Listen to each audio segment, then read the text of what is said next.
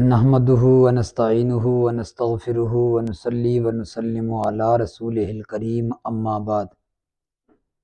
آج کل پاکستان میں جو سیزن ہے، جو موسم ہے الیکشن کا ہے، ہر طرف ووٹ ووٹ ووٹ کی صدا بلند ہے۔ اس گہمگہمی میں جو چیز اپنے لیے بہتر سمجھتا ہوں، اپنی کم علمی کے اعتراف کے ساتھ وہ چیز آپ سے بیان کرنا، آپ تک پہنچانا بھی ضروری سمجھتا ہوں۔ سب سے پہلی بات یہ ہے کہ پاکستان میں بہت سارے پولنگ سٹیشن بڑے حساس ہوتے ہیں۔ بارہا دیکھا گیا وہاں لاشیں اٹھتی ہوئی دیکھی گئیں۔ تو پہلی گزارش یہ ہے مسلمان نوجوانوں سے کہ خدا را اس مغربی جمہوری اور غیر اسلامی اور کفریہ نظام کے لیے نہ مریں اور نہ ماریں۔ مارنے والا تو جہنم کا ایندھن ہو ہی جاتا ہے، مرنے والا بھی خود کو شہید تصور نہ کرے۔ اور پھر ان لیڈروں کے لیے جان دینا جن کے 20 قدم دور تک بھی ہم قریب نہیں جا سکتے، اور پھر اس کفریہ نظام کے لیے جس کے کفر ہونے میں علماء کرام کا اتفاق ہے، علماء دیوبند ہوں یا علماء بریلوی ہوں یا علماء اہل حدیث اہل سنت کے جتنے بھی علماء کرام ہیں، سب اس بات پر متفق ہیں کہ مغربی جمہوریت یہ کفریہ نظام ہے۔ تو پھر اس کفریہ نظام کے لیے گھر اجاڑ دینا، سہاگ اجاڑ دینا، بچوں کے سر سے چھتریاں چھین لینا، گھروں میں ماتم برپا کر دینا، جان دینا اور جان لینا، یہ جذبہ ایمانی نہیں بلکہ خالص جذبہ شیطانی ہے۔ اللہ تعالیٰ شیطان کے سنہرے جالوں سے ہماری حفاظت فرمائے۔ یہاں پر ایک سوال یہ پیدا ہوتا ہے کہ اگر جمہوری مغربی نظام، یہ جمہوریت جو ہے یہ کفر ہے، تو ووٹ دینے والا اور لینے والا کیا یہ کافر ہیں؟ تو احتیاط پر اور انصاف پر اور اعتدال پر مبنی بات یہ ہے کہ عامت الناس کو کافر نہیں کہہ سکتے اس بنا پر کہ انہیں علم نہیں ہے، ان تک یہ بات پہنچی نہیں ہے کہ یہ گندا نظام ہے، اس سے بچیں۔ ان تک ان کی لاعلمی کی وجہ سے، اتمام حجت نہ ہونے کی وجہ سے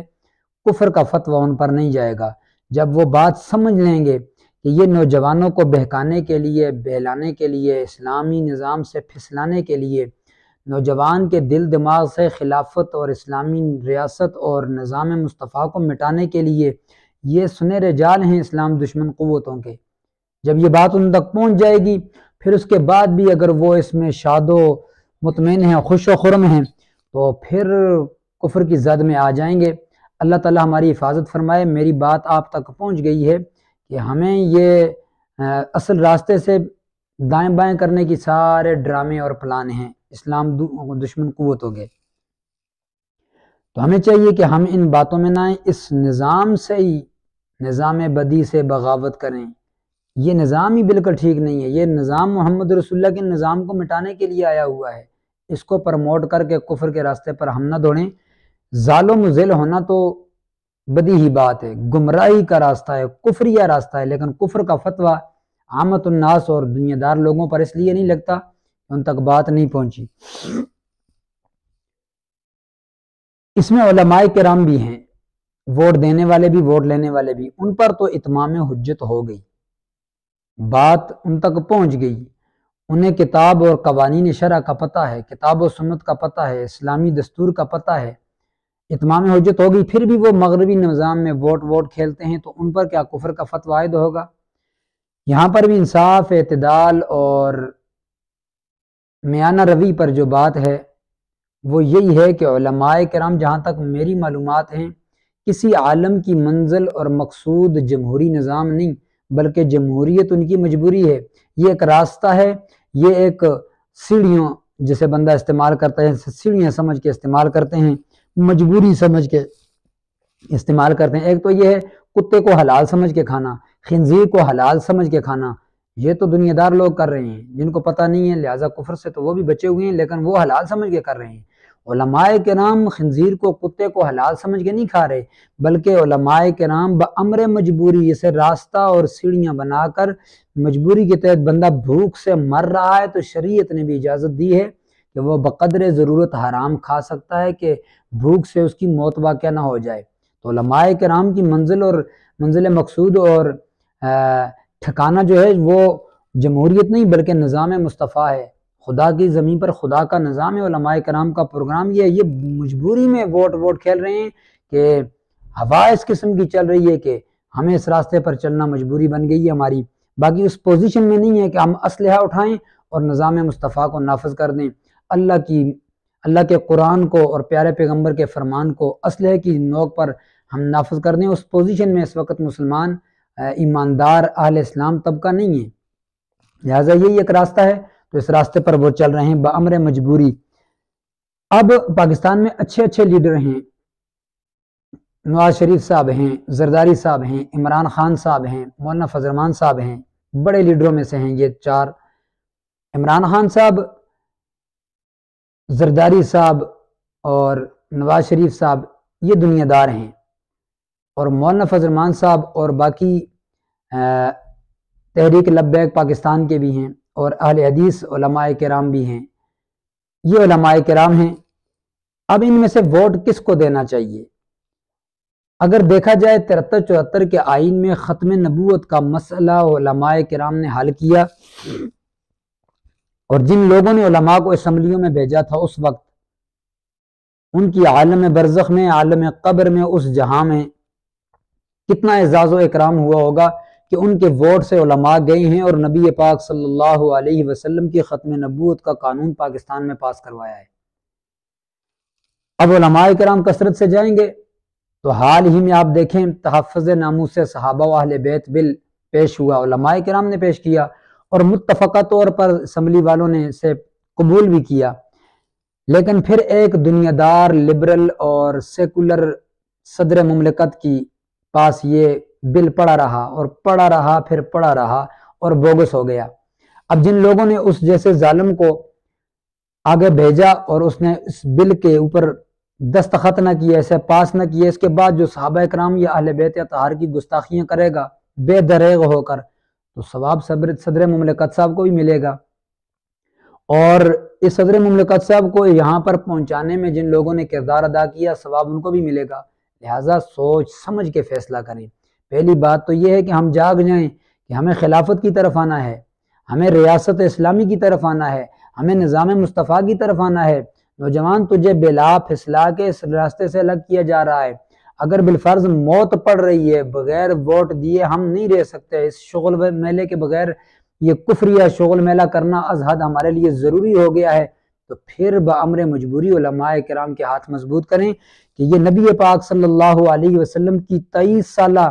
محنت کا ثمرہ اور نتیجہ، نبی صاحب نے 23 سالوں میں کیا کیا؟ وہ صحابہ کرام کی جماعت تیار کی، اہل بیت اعظام کی یہ جماعت تیار کی نبی صاحب نے، ان کی تحفظ، ان کی ناموس، ان کی عزت کے لیے بل پیش ہوا اور صدر مملکت نے قبول نہ کیا، اور یہ اس میں ہمارا حصہ ہے، جن لوگوں نے صدر مملکت کو یہاں تک پہنچایا اور جن لوگوں نے بل پیش کیا، اگر ان لوگوں کو ہم نے بھیجا ہے تو وہ اچھے کام میں بھی ہمارا حصہ ہے۔ تو عرض یہ کر رہا تھا، بڑے بڑے لیڈر ہیں، بڑی بڑی جماعتیں ہیں پاکستان میں، اکثریت کو نہیں دیکھنا۔ اللہ کا قرآن کہتا ہے وَإِن تُطِعْ أَكْثَرَ مَنْ فِي الْأَرْضِ يُضِلُّوكَ عَنْ سَبِيلِ اللَّهِ، اکثریت کے پیچھے چلیں گے تو یہ راستے سے بھٹکا دیں گے آپ کو۔ بھائی بڑی جماعت ہونا کہ جی ہماری بڑی جماعت ہے، ہم یہ کر رہے ہیں، ہم وہ کر رہے ہیں، ہم فلاں کر رہے ہیں، کسی جماعت کا بڑا ہو جانا یہ اس کی حقانیت کی دلیل نہیں ہے۔ اللہ کا قرآن کہتا ہے قَلِيلًا مَا تُؤْمِنُونَ، ایمان والے تھوڑے ہوتے ہیں، وَقَلِيلٌ مِّنْ عِبَادِيَ الشُّكُورُ، اللہ کے شکر گزار بندے قلیل ہوتے ہیں، تھوڑے۔ ہمیں چاہیے کہ ہم بڑی کثیر جماعت کی طرف نہ دیکھیں، ہمیں چاہیے کہ اللہ ہمیں قلیل میں رکھے، تھوڑی جماعت کو پروموٹ کریں، اس کے ہاتھ مضبوط کریں۔ جو ایمان والے ہیں، تھوڑی ایمان والے ہمیشہ تھوڑے ہی ہوتے ہیں، تو اس لیے ہمیں چاہیے کہ ہم ان ہولوں سے نکلیں، مغربی ہولوں سے نکل کر ہمیں اسلام اور اہل اسلام کو مضبوط کرنا چاہیے۔ ایک ہیں اہل اسلام اور ایک ہیں اسلام کو استعمال کرنے والے۔ اسلام والے کون ہیں اور اسلام کو استعمال کرنے والے کون ہیں، اس کی ہمیں فکر کرنی چاہیے۔ میرے نوجوان بھائی، تجھے لیڈر جو پاکستان کا ہے نا مومن سمجھتا ہے، پاکستان کا لیڈر تجھے ایماندار سمجھتا ہے، خود ایماندار نہیں۔ تجھ سے ووٹ لینے کے لیے، تیری سپورٹ لینے کے لیے وہ اسلام کو استعمال کرتا ہے، اسلام والا نہیں۔ جس کے گھر میں اسلام نہ ہو، جس کے 5-7 فٹ کے قد میں اسلام نہ ہو، پھر وہ اسلام کا نام لے تو سمجھ، ہوش کے ناخن لے کہ وہ تجھے ایماندار سمجھتا ہے،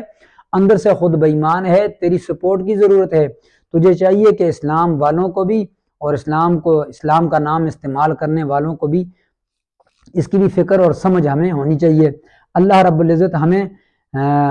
اس بکھیڑوں سے نکل کر خلافت کی فکر نصیب فرمائے، اور پھر اگر زیادہ ہی شغل میلہ ہمارے لیے ضروری ہے، بات کھل جانے کے بعد، بات واضح طور پہ میں نے بیان کر دی، اس کے بعد بھی اگر اس کفریہ نظام کا حصہ بننا چاہتے ہیں تو بامر مجبوری صرف علماء کرام کے ہاتھ مضبوط کرنے کی گنجائش ہے۔ باقی یہ کہنا کہ علماء کا سیاست سے کیا تعلق ہے، یہ اسلام دشمن قوتوں نے ایسے جملے لانچ کیے ہیں اور بڑے زہر آلود ہیں، اور ان کے بڑے اثرات مرتب ہوتے ہیں، اور ان کے وہ فائدے وصول کرتے ہیں اسلام دشمن قوتیں، اور ہم بھی سمجھتے ہیں کہ نبی اسلام نے صرف مسجد کے لیے دین لایا ہے۔ نہیں بھائی، موت سے لے کر زندگی سے، پیدائش سے لے کر موت تک کی ساری زندگی کا نظام نبی اسلام نے ہمیں دیا ہے، ہمیں اس نظام کی فکر کرنی چاہیے۔ اللہ رب العزت ہمیں فکر کرنے کی توفیق عطا فرمائے۔